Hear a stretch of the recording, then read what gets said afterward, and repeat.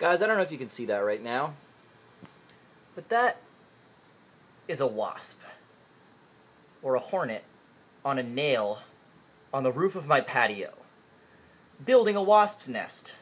A single wasp. I shouldn't be getting this close. It's probably going to bite me, or sting me, or kill me. All the above. It's building a single honeycomb by single honeycomb, a new nest. Several feet away, on my porch. Oh my god. This is a black widow spider.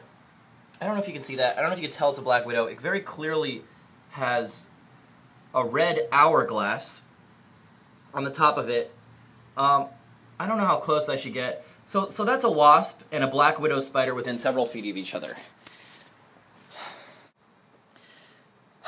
So within 10 feet or 15 feet of each other on my porch, there's a fucking wasp, or a hornet maybe, building a hornet's nest. It's just starting to, on a nail, up on my roof. And then 10 feet away, there's a black widow in a net, in its web. And I'm not the kind of dude who's like, oh man, it's a black spider, it's probably a black widow, it's gonna kill us, it's deadly, it's the deadliest spider on earth. No. It's not just a black spider, it's definitely a black widow. The shit's got a clear red hourglass on its abdomen. It's big, it's spidey, it could kill me. Excuse me. Now, a normal person would kill them both, right? They grab a newspaper and go, bap, bap, bap. And it would be problem solved. The wasp and the spider are dead. Here's the problem.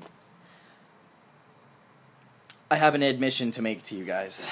I don't really talk about this very much, at the risk of coming off like high and mighty and douchey. I'm a sensitive man. Some might call it a pussy. I'm a 10-year vegetarian, and I cannot bring myself to kill the bugs. I don't like it. You know, of course they could harm me, could probably harm my roommates, but right now they're kind of just hanging out there, and I feel, you know what feels bad to me is like, this bug that's got a sack of poison in its butt isn't more of an evil bug than another spider that happens not to have been born with a sack of poison in its butt, or a bug that was born with a big sword sticking out of its butt that could stab me. It's not like a bumblebee is better, is less evil than a wasp because it has less effective tools to defend itself. It just happens to be that it could hurt me. And I'm aware that this paints me as a huge pussy. I probably am. But I guess I'm proud of it. I am proud of it. I'm proud of being a pussy. I feel like being... Also, I guess this is a misogynistic thing to say that, a man who's sensitive is a pussy, to say that women can't be tough and stuff. I'm proud of being sensitive, because I feel like the reason I'm a vegetarian is because when I think about what makes humans great, I don't think humans are great because humans are at the top of the food chain. We're not great because we have the ability to kill other beings. What makes humans so awesome is that we have the ability to communicate at a higher level than other animals, and that we have the luxury, because of the tools we have, because of the lifestyle we have, to make choices that aren't completely based on our survival. And I think that it's amazing to think that, we can live a lifestyle where our choices are guided not just by whether we're able to survive on a daily basis, what saber-toothed tiger is hunting us down, what food is at our disposal in our immediate area, but like based on the fact that, today I feel bad for an animal. I don't feel like sending it to the slaughterhouse to die with thousands of other animals. And there's been very few times, maybe only this time, in the history of the entire planet for any species where, animals have the luxury to make decisions that aren't based on its immediate survival.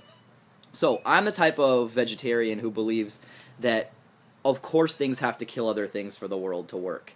You can never live in a society free of death. Death breeds life, life inevitably leads to death, and there's no getting around that. There's no getting around the fact that animals have to kill animals for the world to work.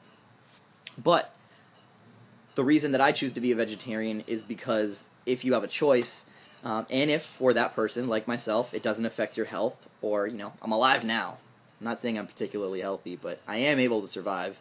I'm able to afford my choices, and I don't usually push them on other people, and I'm not saying that you, if you are not a vegetarian, should become a vegetarian. But what I'm saying is I feel very privileged and lucky to be in the position that I'm at. I feel very privileged and lucky to not have other animals trying to kill me all the time. And I would probably be pretty pissed off and upset if other animals were trying to kill me, because I love my life, I love my folks. It's great that, we're able to survive and live a happy life together, and maybe that hornet's going to have happy hornet babies, and maybe that spider's going to have a million happy spider babies, and it just seems like a shame to cut off a life when it's not immediately threatening mine. Now, the conundrum is, maybe that hornet and that spider is immediately threatening my life, and yet I'm still too pussy to kill them. I don't know what to say, guys. When I had my 10-year anniversary of vegetarianism, I wrote this long manifesto. It much more eloquently laid out all my points for why I didn't want to eat meat, and why I believe that a vegetarian's choices are defensible. And I never published it because I felt like it was really, really douchey. I don't think people are bad. No one else in my family is a vegetarian. And I don't think they're bad people. I think they're wonderful people. They just happen to have a different lifestyle than me. It's just kind of the same way I view religion. We have to respect other people who've made different choices than us. And when I became a vegetarian 10 years ago, I was at a Dallas barbecue in New York City. It was Thanksgiving in 2001, 2 months after 9/11, and I was in Manhattan. It was my freshman year of high school.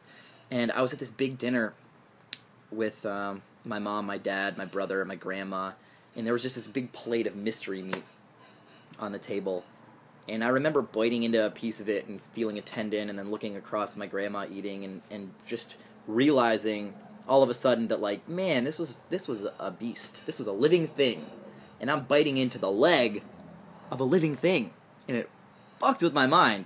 And obviously these are things you should probably realize at a younger age, but it really hit me all at once. And I just felt bad. And I made a decision, you know what? I'm done. I'm done with meat. My parents didn't believe me. My friends thought I was a huge jackass. But I've stuck with it all these years, and I've never really been strongly tempted to go back.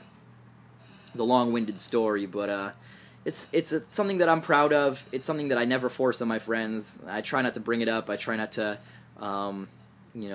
be that asshole at the restaurant that starts getting on their high horse about it.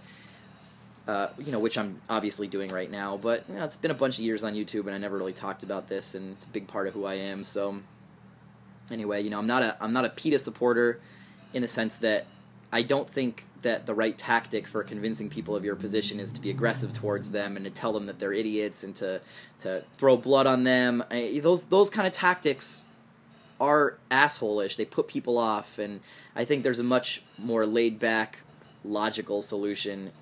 Just explaining to someone where you're coming from, that you don't hate them for their choices, and this may not be where you're at, but it's where I'm at. Anyway, 8-minute tangent, 8-minute video, unedited. Musings on a porch, surrounded by my only homies tonight, the wasp and the black widow spider. And you know what? Maybe tomorrow in the morning my roommates will punch me in the nose and say, "George, you fucking asshole, how could you not kill that wasp and that black widow?" And maybe I won't wake up tomorrow, I'll get a spider bite, but tonight they live. Good night.